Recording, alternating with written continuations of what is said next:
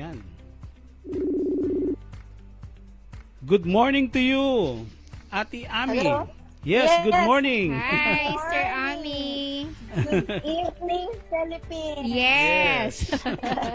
Parang alam na alam mo ah. Blessings everyone. Yes. Yes, and once again, Okay. thank you very much for accepting our Yes. invitation to introduce our To guest. become a part of tonight's program. Yes. Yes, you are welcome, and to God be all the glory. Yes. Amen. So now you can proceed And now, thank you for giving Ate me. Ami, for because our guest today, I know that they are loaded with the principles of the Yes. kingdom. Oh, yes. Thank you, Lord. Okay. First of all, we always give honor to our Yes. God the Father, His Son, Jesus Christ, Mhm. and the Holy Spirit. Good evening, everyone. Good morning, good afternoon to the other side of the world. Um, my task for tonight is to introduce our speaker for Kingdom Talk Philippines. Mhm.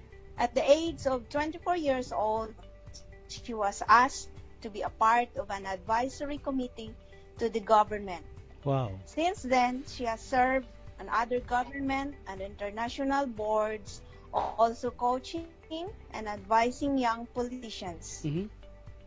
Kenley College draws upon her experiences, starting with young and inexperienced in government and politics, as well as her background as a leadership strategy coach and Wow. consultant. Mhm. Her husband, Lance Shong, serves as a co-founder and one of the directors for Kenley College. Wow. He also mentored young leaders prior to their decisions to step out into this vision of starting a non-traditional leadership college. Wow.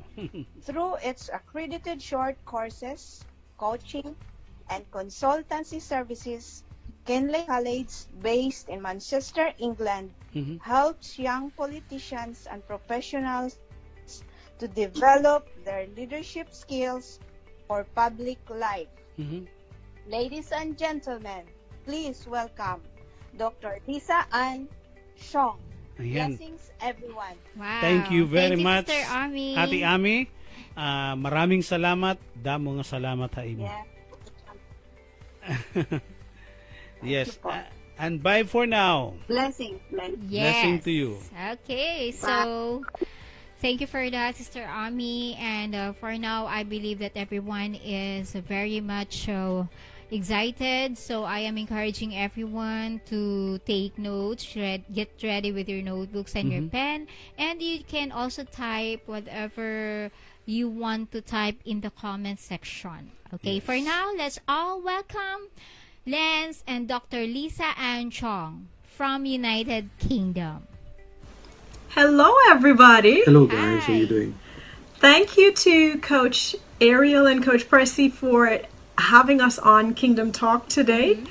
We are hoping that you are all making the most of this opportunity that's been available to you. You know, it's crisis for other people, but for kingdom citizens, it's to look at the opportunities that God's giving you to make the most of this time. Yeah. No, He didn't create this, but He's given you the ability to make the most of this time. So you take advantage of that. Now, our mentor Tristans Story tells us, tell your story. So a little bit about my background, because that actually is the foundation for where we started Kenley College. My great uncle or granduncle, my grandfather's brother, was a part of what was called the Magnificent Six. They were the first 6 black men to be elected to Parliament in the country I was born. And my grandfather was also a member of Parliament, so he was involved in government and politics as well. My grandmother, her interest in politics and involvement in politics was more behind the scenes. So her home was like the hub for these young politicians to meet and have political debates and discuss topics that were affecting the nation. And in that house, and wasn't known at the time, but would come a deputy prime minister, members of parliament, a governor general, Now, my aunt has interestingly recently been appointed as an ambassador for the country, and that has carried on carried on the line with the government and politics. I got involved when I was 16. I started university. Started on my degree very young, and so I was coordinating student government elections. And when I finished my PhD at 24, I found myself being asked to be a part of an advisory committee to the government on a national rollout of a program across the country. And that wasn't even the country I was born in. Fast forward a little bit, and I was in different meetings with government officials representing a country I wasn't born in, and it was happening so much, and I found myself saying to the Lord, why is this happening to me? I don't understand it. Well, I didn't understand it because at that time I did not understand my purpose. I didn't have a vision for my life. I just thought this was really strange that you have this young person without all of this experience, but yet she's representing a country.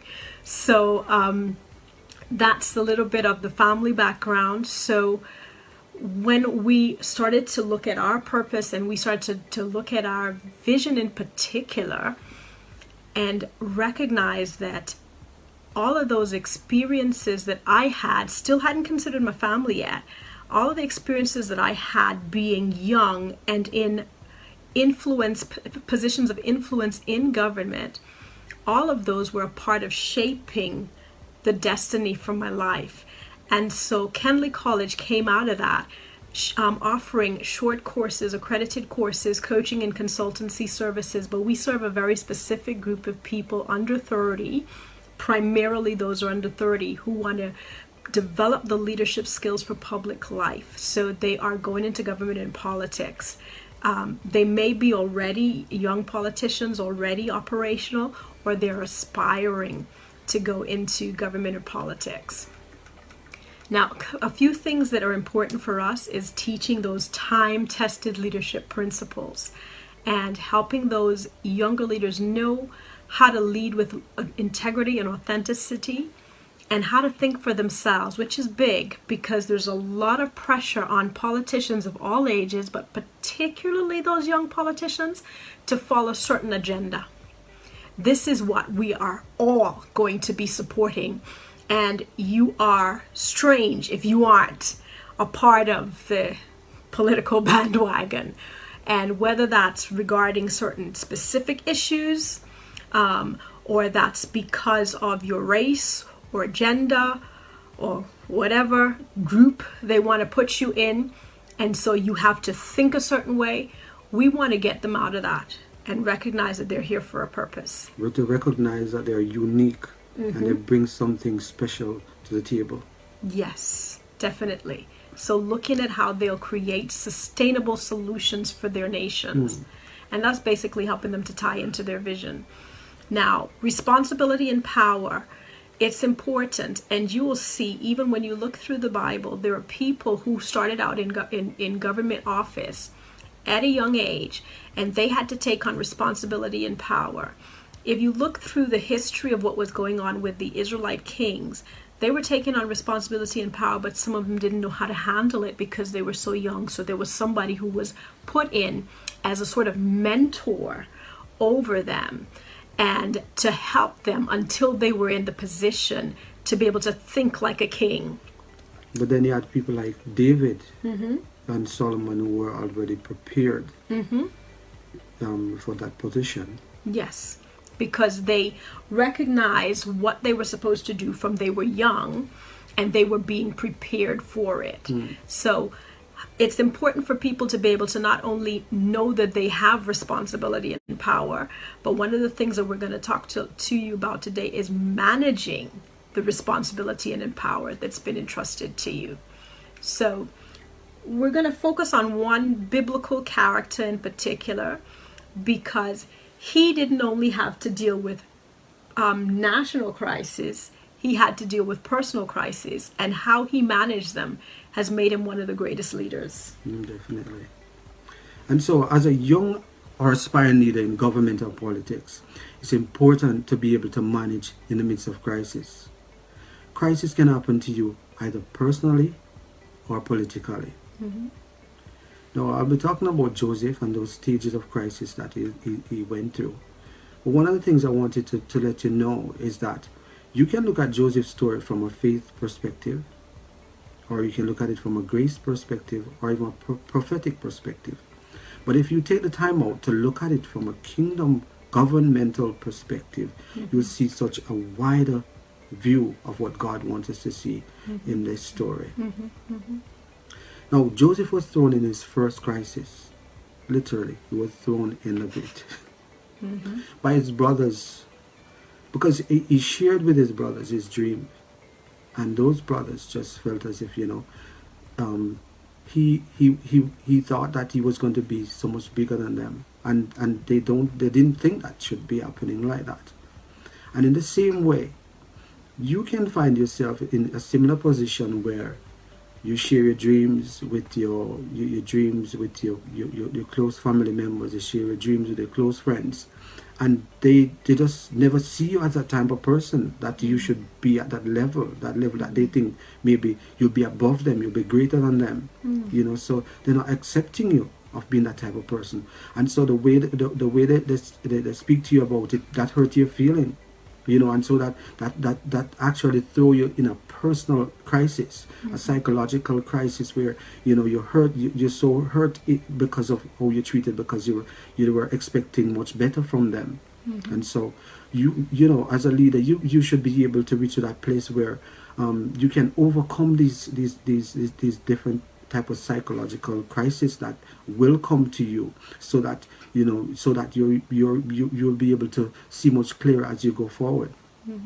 Now, Joseph was then sold to some merchants, and those merchants sold Joseph to Potiphar. Potiphar recognized the gift, the talents, and the management skills that Joseph had, and so he gave Joseph the management, or to be a steward over everything that he owned, except his wife. Now, Joseph was in Potiphar's house, taking care of everything. His Potiphar's wife decided to try to seduce him, and she tried to do it a number of times. But Joseph decided that this is not something that he wanted to do. And so the last time she tried it, she grabbed onto his clothes, he ran off, and he held the clothes in her hand. So she actually had evidence. Evidence? Yeah, evidence that Joseph did something wrong there. What type of evidence was that? Well, I guess evidence that just wasn't true. False evidence appearing real. Definitely, that's it. And so there are three things we can look at here that caused Joseph to stand strong as a man during this circumstance here. Joseph had character, he had integrity, and he had values. And for what we have learned from Dr. Miles Monroe is that character is dedicated to a set of standards without compromise. What are the standards you set for your life personally? What are the standards you set for your life personally that will impact you in other levels of your life, in other things that you do, whatever you do as a politician? Integrity come from the word integrated, mean that you're one. Are you the same person today as you were yesterday? Are you the same when you go to church and when you're at home? Are you the same when you're at home or when you're in the parliament? Are you the same person? And then values. What does that mean? Value just basically mean what the things that you value. Now, Joseph valued the relationship and the relationship he had with Potiphar and the responsibility that he gave him over his house. And he also valued, I guess he also valued a marriage. So he didn't want to get involved with Potiphar's wife. He didn't see that right in the sight of God. And so these are the three things that kept him together. And as a politician, the character, the integrity, the values are they're like foundation. They're like foundation to help you to make the right decision as a young aspiring leader in politics. Now, Potiphar must have known those the character, the integrity, and the values that Joseph had, and so he still ended up throwing Joseph in jail. But I thought, he could have killed him if he suspected that Joseph really had done this to his wife. He would have killed him. He would have killed him, but he did not. He threw him in jail just and I guess just to save face.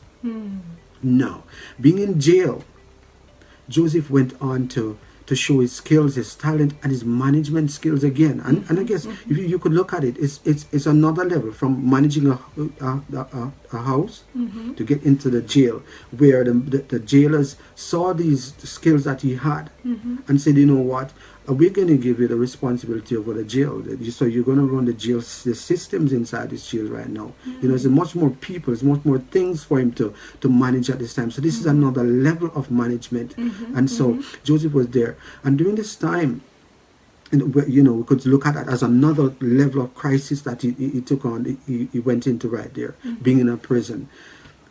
So being there in the prison now, Joseph, the Pharaoh sent his cupbearer and his baker to jail. Now they were there with Joseph. Both of them had dreams, and Joseph ended up interpreting those dreams for them. Joseph said to the cupbearer, when you leave, when you get out, let the Pharaoh know about me. Joseph was inside there for a couple of years, and it's like the cupbearer didn't remember him at all. However, the Pharaoh had two dreams, and no one could interpret it. Not his magician, none of the top men could interpret it. And then the cupbearer said, "Whoa, haha! I remember. I was in jail. And this guy, Joseph, he interpreted my dreams, and it came true. And this is why I'm working with you again." And Pharaoh said, "What? I didn't. That's what happened. You know what? Send for Joseph." And they sent for Joseph. Joseph came back, and Joseph came to Pharaoh, and Pharaoh asked him, "Can you interpret my dreams?" And Joseph was bold to let him know, I can't interpret your dreams. But my God, the one that I'm in connection with, the one that I'm in relationship, will give me the ability to interpret your dream. And so Joseph was able to interpret those dreams for Pharaoh. And those dreams were basically a crisis that was just about to come, a crisis that was ahead. Now Joseph, when he was telling the Pharaoh about this dream, says to the Pharaoh, "Appoint a wise man." Why is that so significant? As a kingdom citizen, you know the times and you know what to do. That's what's supposed to happen. And Joseph was operating in that. He knew the times. He knew what was coming because God had showed the Pharaoh. And he had given Joseph the interpretation, and Joseph knew right away what he needed to do. He didn't need to go and fast and pray. He had the answer right then. This is what you need to do, Pharaoh. Whoever you appoint, this is what they need to do. This is the strategy. This is the strategy that's going to take the nation from a position of boom and into, when this crisis hits, this is what needs to be done. So right now we're facing this COVID-19 situation. We're not just dealing with a healthcare crisis. We're dealing with an information crisis because so many people are saying they don't know what the truth is. They're hearing different sources telling them different things. There are studies where they're finding that children are being traumatized. This is an information crisis now because in a lot of ways the media may or may not want to be helpful, but they aren't always being helpful, and it's creating crisis, even from the information that's been presented. And the other crisis that's coming out of this, as we've seen in the UK, and I'm sure you've seen in your country, the financial implications, the financial, beating that this thing has brought about, the financial crisis that this situation has resulted in. And God has created you with the ability to solve problems. And for some of you, it's not just about being able to manage the crisis at the personal level in which you've had to go through, but it's also being able to manage crisis at a national level, because you are wired with the capacity to handle national leadership. Capacity is how much you can handle, not just in quantity, but in levels as well. So sometimes people can manage making a pie or 2 pies, and another one can make 10 pies or 20 pies or 100 pies.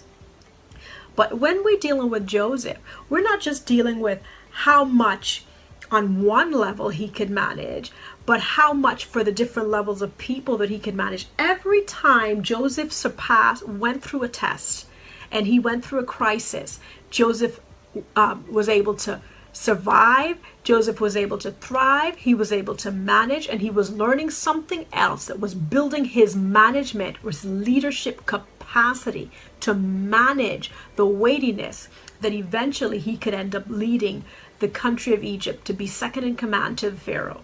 So some of you are praying for positions in government and politics. What you need to be praying for is to ask God, what is my natural capacity level, and what is it that I can do to develop myself in developing my management capacity? And he will give you tests. Prepare for them. The tests will come, but those tests are going to help you to be able to manage capacity as well. So Joseph was taking these people through economic boom to economic stability.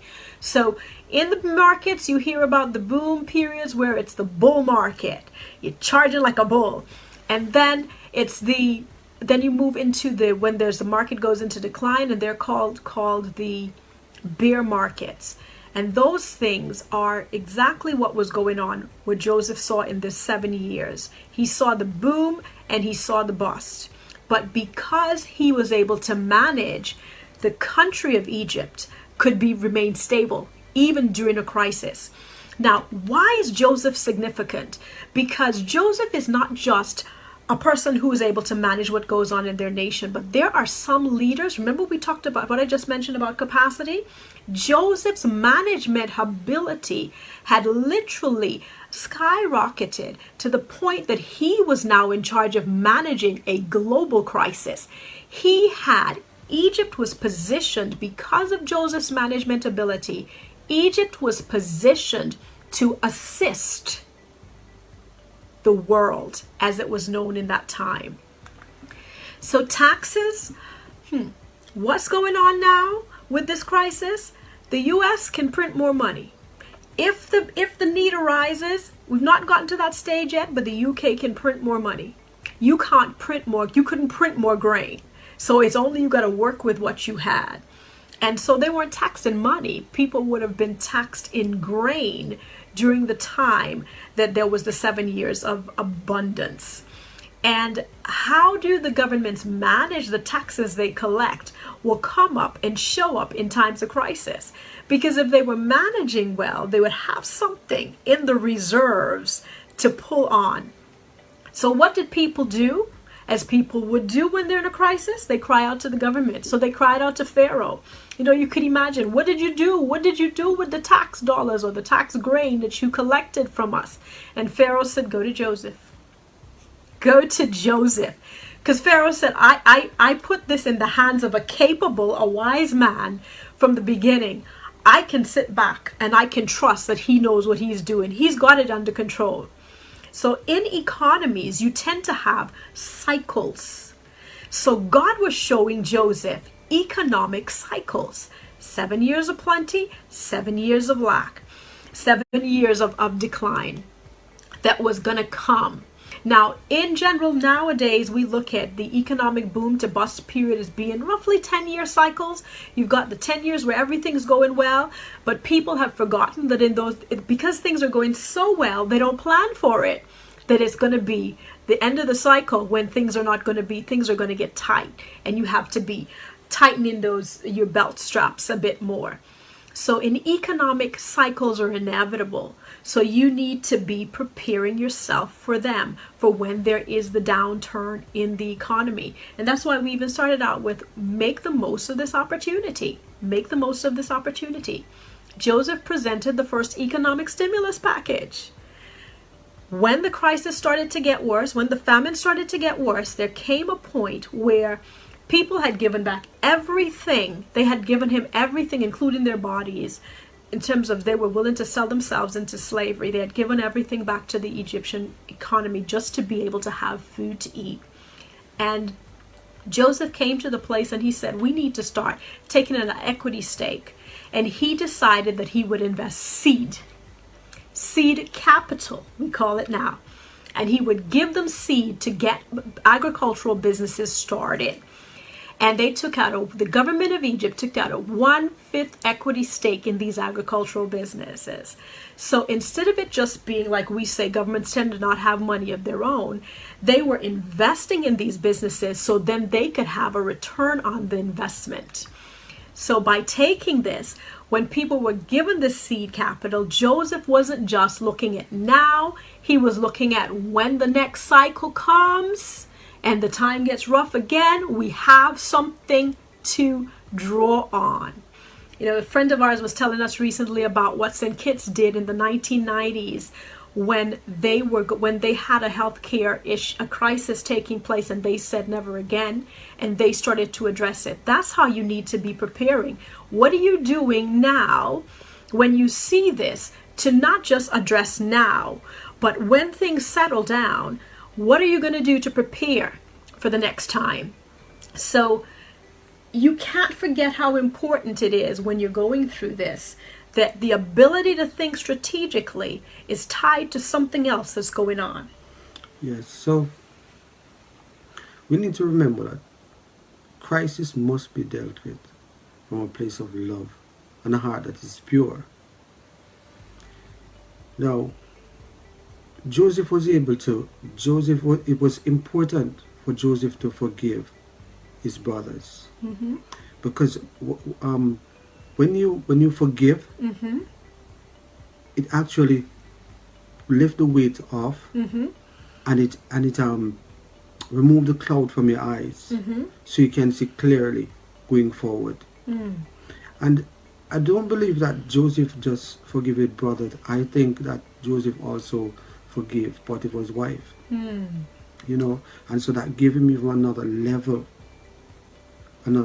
put him on another level in the way he operated, because it's like when he started when he was operating at that level for Pharaoh, mm-hmm. he had to be able to see things clearer. He had to be able to see, you know, the different stages of what would be happening, mm-hmm. and what is it that he needed to put in place, mm-hmm. so that not only that his country could survive the famine, mm-hmm. but the other nations, mm-hmm. could depend on Egypt, mm-hmm. because of the different things that he put in place. And that could only come through a heart of forgiveness. Yeah. You know, we had put something on our social media page probably fairly recently, and it says that crisis is your opportunity to distinguish yourself as a winner, not a whiner. Now, Joseph could have cried the victimization, the racism, the xenophobia. He could have done it, mm-hmm. The whole 9 yards. But he chose to rise above the easy crutches and that is what distinguished him, level after level after level, to be prepared to handle the responsibility and the power of second in command in Egypt. It's also important to know that when you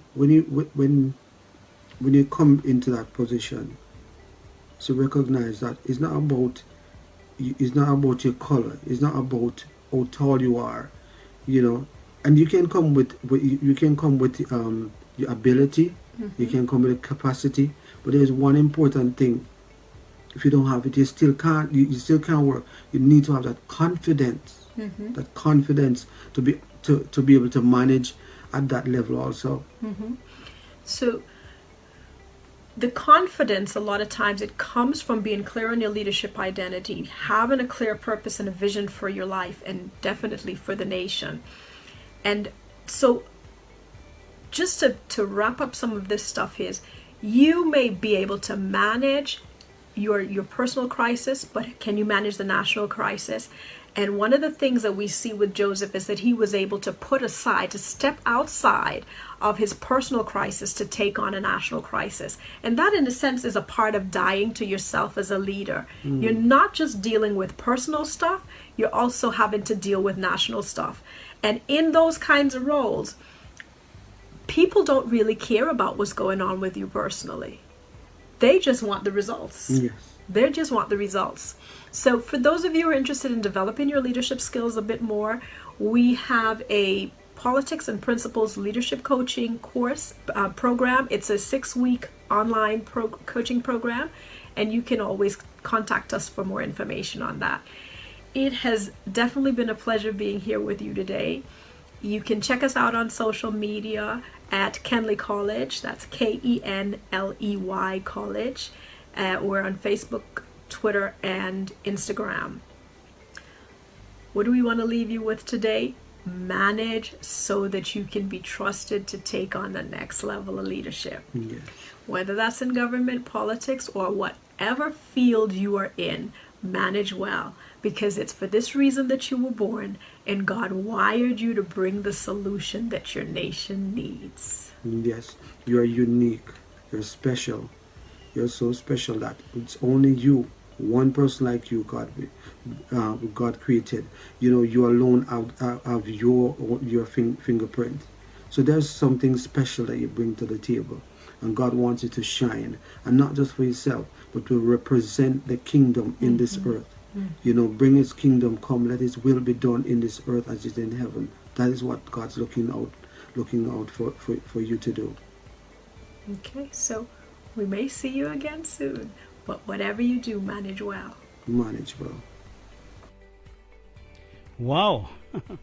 Thank you Yes. very much. It was a powerful message, That's Coach right. Presley. And I am challenged by that word, manage well, so that you can be trusted for the next level. Wow. Thank you very much for joining us this evening. Once again, this is Coach Ayel. And this is your Coach Pressy, and we'll be saying God bless, more kingdom favor, and have a great night, everyone. Kingdom salute to everyone. Yeah. Bye for now. We love you. See you again here on Kingdom Kingdom Talk Talk. Philippines. Stay safe and stay protected by our King.